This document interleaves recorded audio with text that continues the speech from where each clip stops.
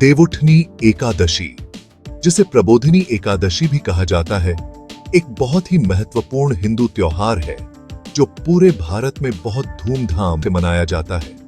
ये 4 महीनों के चातुर्मास का अंत दर्शाता है, एक ऐसा समय जिसे कुछ विशेष कार्यों के लिए अशुभ माना जाता है।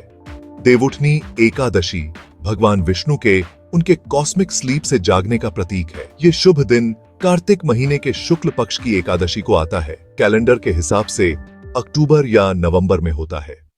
देवउठनी एकादशी का बहुत गहरा धार्मिक महत्व है, जो बुराई पर अच्छाई की जीत और जीवन और समृद्धि के नवीनीकरण का प्रतीक है।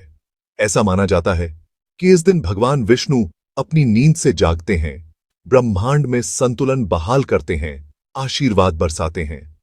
ये त्योहार भारत में शादी के मौसम के आगमन की सूचना देता है, क्योंकि भगवान विष्णु के जागने के बाद नए उद्यम और स्किल डोह शुरू करना शुभ माना जाता है। देवउठनी एकादशी आध्यात्मिक चिंतन, नवीनीकरण और आस्था को मजबूत करने का समय है।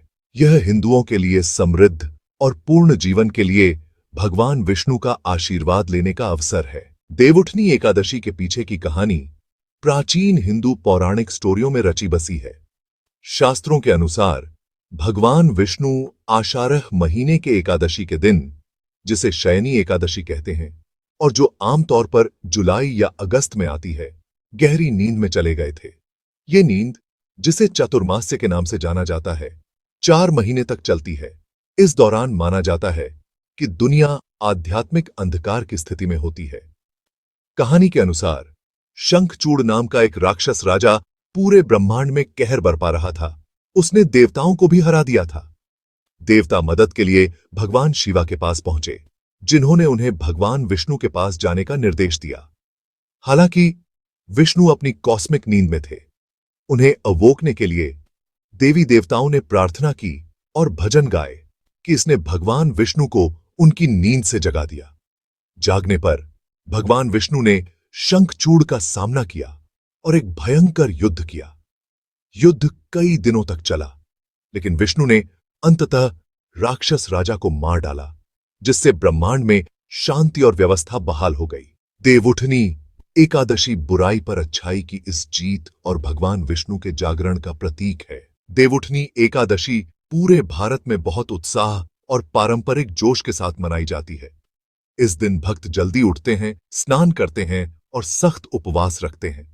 भगवान विष्णु के स्वागत के लिए घरों की सफाई की जाती है और रंगोली, फूलों और रोशनी से सजाया जाता है। लोग विस्तृत भोजन तैयार करते हैं और उनका आशीर्वाद लेने के लिए उन्हें देवता को अर्पित करते हैं। देवउठनी एकादशी का एक सबसे महत्वपूर्ण पहलू तुलसी विवाह है, जो तुलसी के पौधे या पवित्र तुलसी का भगवान विष्णु से तुलसी को हिंदू धर्म में पवित्र माना जाता है और इसे भगवान विष्णु की पत्नी देवी लक्ष्मी का सांसारिक फॉर्म माना जाता है।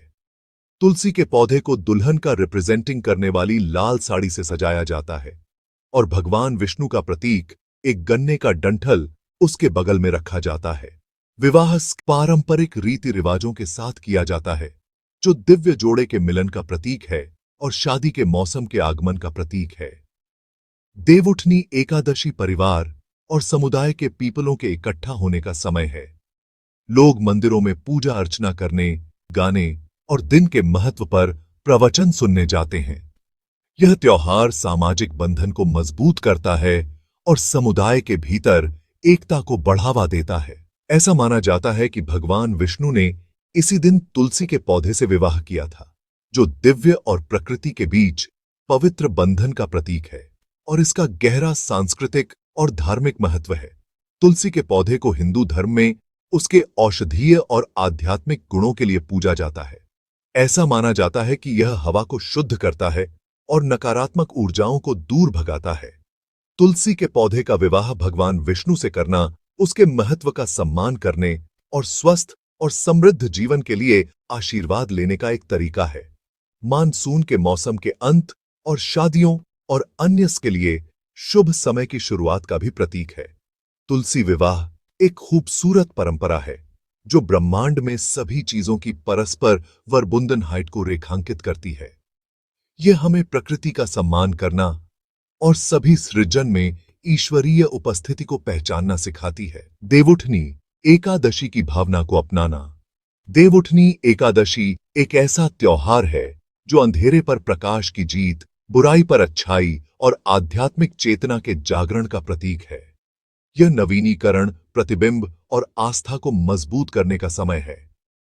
अनुष्ठानों, प्रयासों और सांस्कृतिक स्किल दोहों के माध्यम से दुनिया भर के हिंदू भगवान विष्णु के जागरण का सम्मान करने और एक पूर्ण जीवन के लिए उनका आशीर्वाद लेने के लिए एक साथ आते हैं।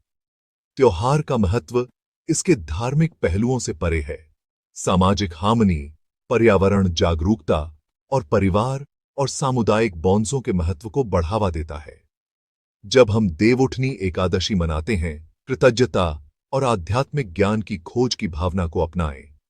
यह शुभ अवसर सभी के लिए खुशियां, समृद्धि और आशीर्वाद लेकर आए।